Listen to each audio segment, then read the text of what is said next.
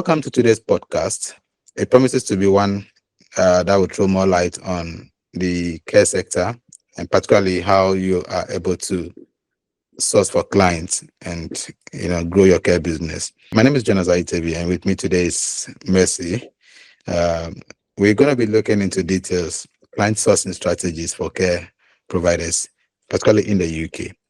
And we ask that you give us your attention and see what you are able to get from today's podcast. Pick a pen and take as much note as possible, and you're not going to regret joining us today.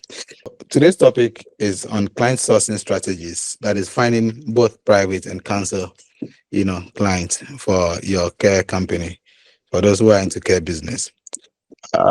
We know from the work we do that this is one of the hurdles that care providers have. It's one thing to register as a CQC care provider, but it's another thing to grow your care business into a very successful, business. And from engagement with majority of the providers that we have worked with, it looks as though besides the registration, majority don't understand what needs to do, or they don't know what needs to do. And a lot of time, calling them to market your service values or your service offering to them, you very much are faced with rather educating them on the very things that they should have known from the beginning. Be it as it is, we work with these providers, so we see it as a responsibility somehow to provide this education. This podcast is one that we looking to use to talk about various topical issues that providers need to know of and to be assisted to delivering good service. So my first question to you would be, why do many care providers struggle to find clients after registration? Thank you so much for these questions, and thank you for the opportunity. In engaging with most prospective clients we've spoken with in the past would be that majority of them have no strategy in place when going into the care business to start with, because upon engagement with these clients, you get to understand that they lack the basic understanding in the care industry when it comes to the business side of things. And one of the reasons why there's trouble is because upon registering or having their license with CQC, they assume automatically that CQC would give them clients to start growing their business. And so when they get their license, rather than engaging in sourcing for these clients themselves by putting your market structure in place, how do I move beyond getting my license? What should I do next? Those questions or those things are not in place. So you get to discover that some of them wait until their license is about 6 months old, getting to 1 year, when CQC is reaching out to them to revoke their license. That is when it begins to dawn on them that, oh, I need to do something. So majority of them, I would say the first thing is they don't have the structure in place. So they struggle because of lack of structure. That's very true. But then to add to that, I think a few points that I have listed here from observation and also from research is the fact that one, majority of them assume that by being CQC registered, right, the client will actually find them. That is, services are going to find them. The concept is this: so I get myself ready for CQC assessment. CQC now assesses me and gives me a license. It is assumed that I should be known by my local authority that, hey, come on, I'm a new care provider. I do exist now in your locality. Yeah, you should know me. So that is one of the wrong, perception or understanding that majority come into the business with. Again, you talked about the structure, which I would say is not just about the structure, but also having some sort of marketing budget or plan. If you don't have a budget for marketing, obviously you may get things wrong. But if you have a budget, you're able to then take into consideration what and what makes up this budget for me, or this plan for marketing plan for me. Just as we have said, in care business, your customers are the service users. So for any business, if you're starting a business and you don't understand how to source for your customers or how to get the attention of your customers, very much you are going to struggle. And what is business without customers? In our setup, your customers are the service users. So understanding where to go for them or get them is very important. And to even add to what you've just said now, when it comes to the budgeting aspect that you just spoke about now, you try to market to them as to the benefits of what they need to do to get these customers, because there's no license, there's no company without the service user. Obviously, that is where you start making revenue. Yeah. Now, you register your business. From inception, you are paying your insurance. You're not getting anything from it. Every month, you have to pay your insurance. Every month, you have to pay your rent. Every month, you are still paying bills. Yeah. But at the end of the day, these things don't even give you the revenue you are looking for. But the main thing that would help you grow your business is being neglected. So Yeah. that is when the structure comes into what is the proper structure you have in place to get this revenue coming in beyond getting your license. Because whether you like it or not, you're spending and you're not getting anything in it. It's a business. Yeah, you are looking after the vulnerable, but you're also looking at getting something out of the business you're venturing into. Very So you true. have to have that structure in place as to how do I get this client on board? How do I replace the revenue I'm expending, the money I'm expending from the shop rent, the insurance, and the other expenses? You need something coming in. So what is the next thing I need to do to ensure that I'm getting the right thing in place? Somebody will also say, my case is different because maybe perhaps from the beginning I knew I need to look for service users. So I started doing that. But then I've been doing this for the past 2 years, leading to 3 years now. And I have not been successful. You understand? So that's somebody's argument. Mm-hmm. So is it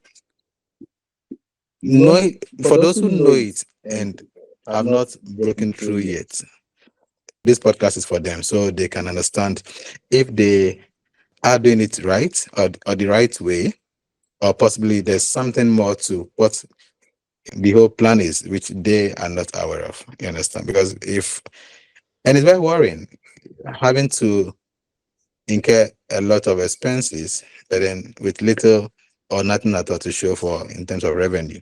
And that's what you rightly said. There are statutory deductions that come with getting your license.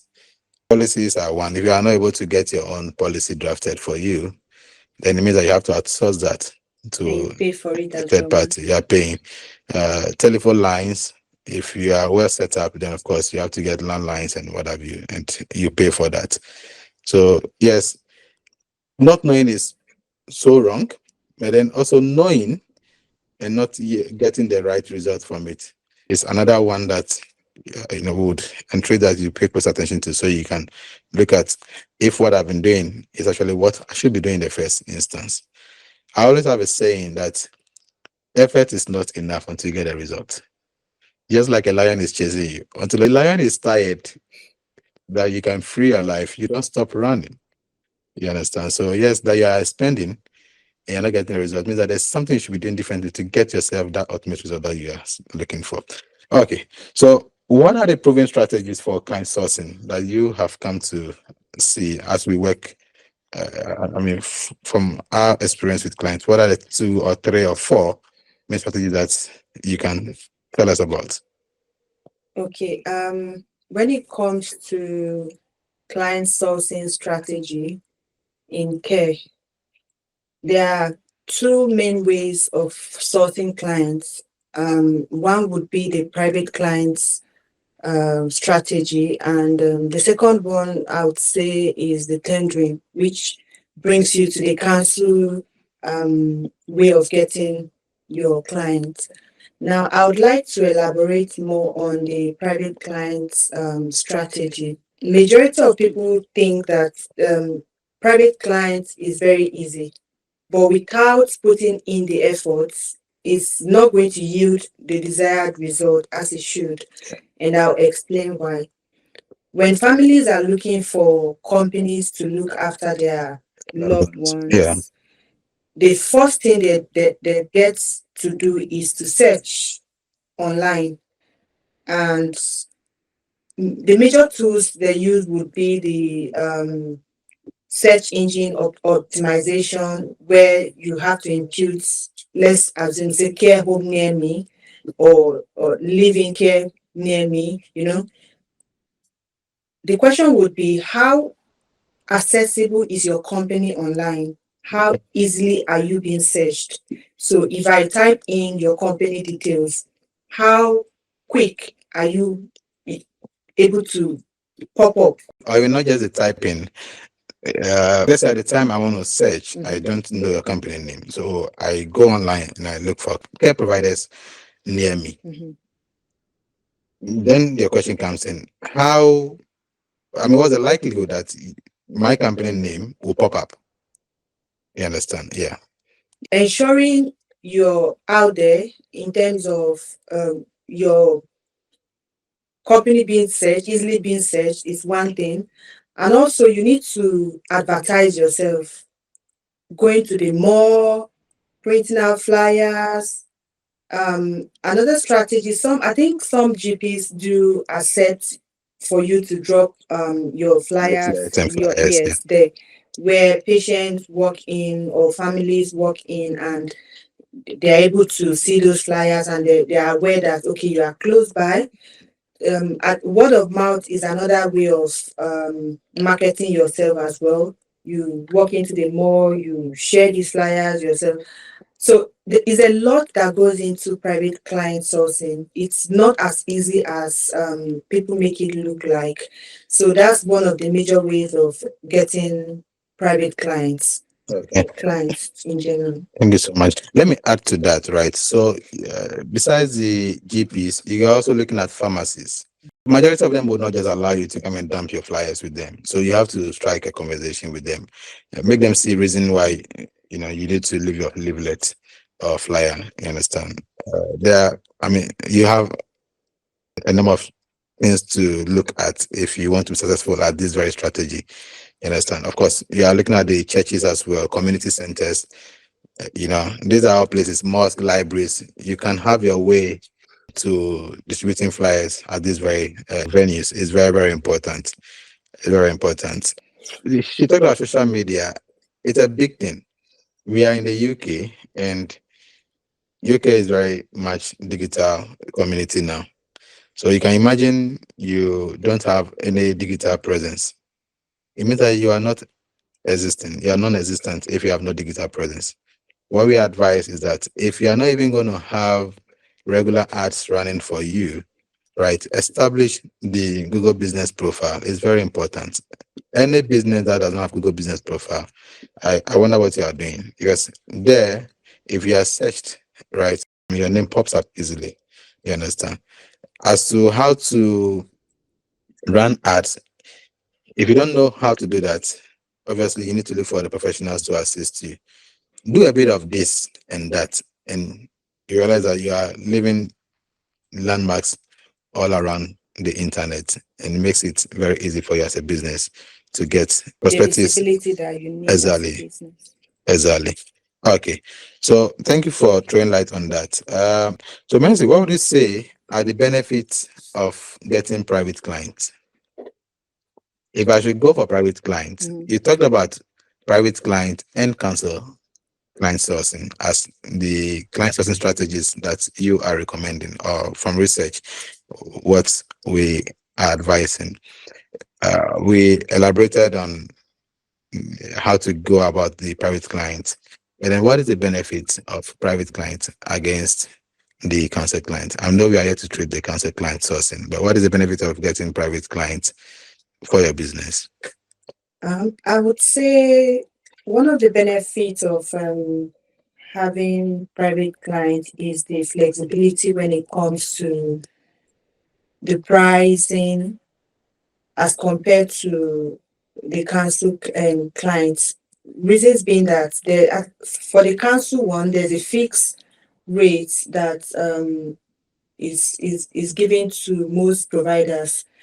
But with the private client, there's that flexibility in negotiation between the family you're going to be working with, and the profit margin is also, I would say, high as compared to the council clients.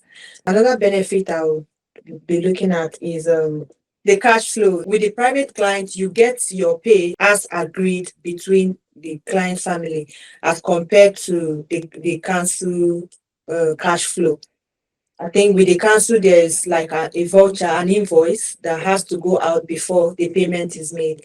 But for the private client, you can strike a deal with the family as to the time frame when the expected money is being paid. But usually, I think uh, it's almost the same as that of the the council. When work is done, you submit your invoice, and then out of the invoice, you are paid. But then, like you rightly said, with the private client, you are able to negotiate. And if you can have a lot of private clients, then it means that whilst you are waiting for council clients to come your way, your business is It's growing. growing. It takes a long time for you to have council clients for your business. But private clients, it depends on how well we establish the rapport and also the negotiation on the price and then the service deliverables. Like what are we providing for your family member or for the service user?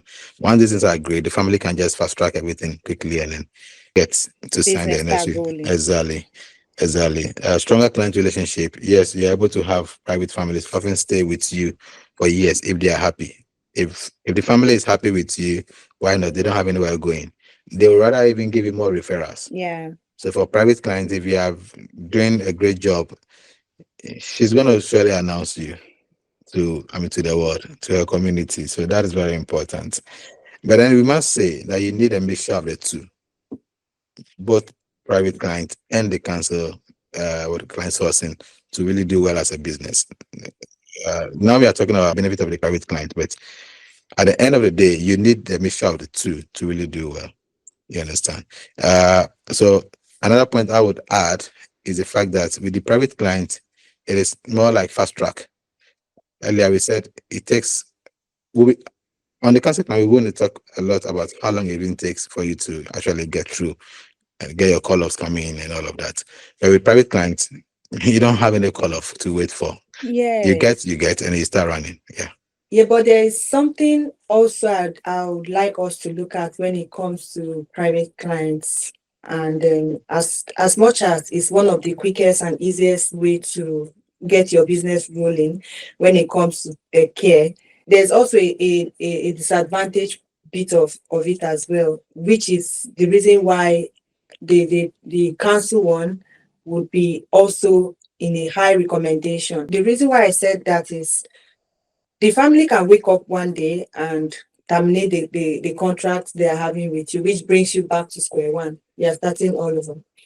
Assuming you're not on any frameworks with the council and in a situation where maybe the clients you're looking after pass, or the family decide, okay, we don't want to carry on with this package, if you don't have the council package on board already, it's you're going back like as though you've taken 10 steps forward and you're taking 10 steps backward. So I think a mixture of both It's very is important. very important as well.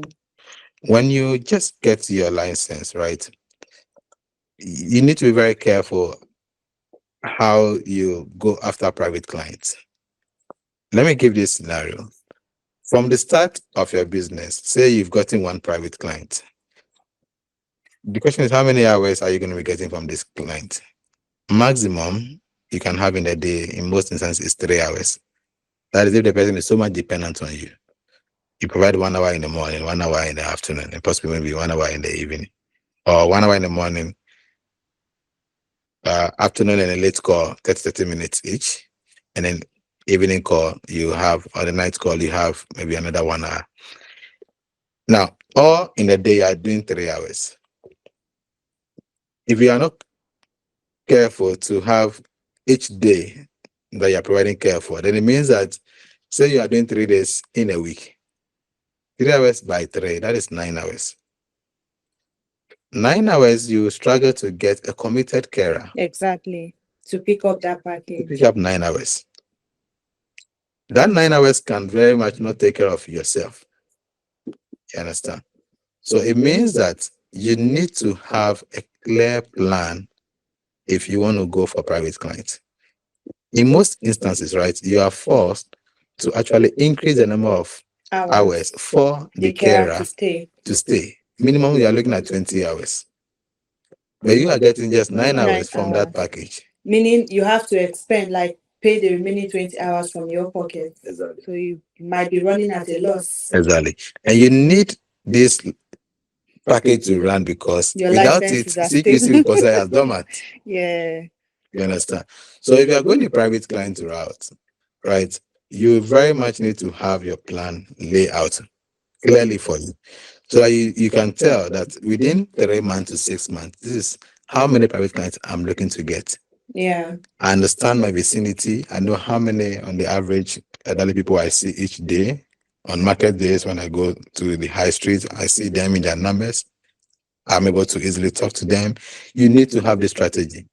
You understand? It's very important. Very, very important. Because by the time you get 2 private clients to 3 private clients, right, and you don't have a very good system to provide this care, you'll be spending much more than you are making.